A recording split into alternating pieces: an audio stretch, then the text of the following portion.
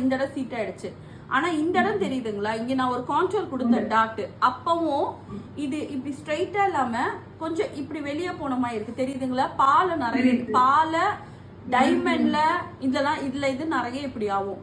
இது பண்றதுக்கு ஒரே ஒரு ட்ரிக் தான், என்னன்னா இந்த இடத்துல ஒரு குட்டி டாட் பிடிச்சோன்னா அது ஸ்ட்ரைட் ஆயிடும். பாருங்களேன், இந்த இடத்த இப்படி பிடிச்சிக்குங்க, பிடிச்சி இதோட இதை மேட்சப் பண்ணணும். மேட்சப் பண்ணி இது ரெண்டும் ஒரே அலைன்மெண்ட்ல இப்படி கொண்டு வரணும்.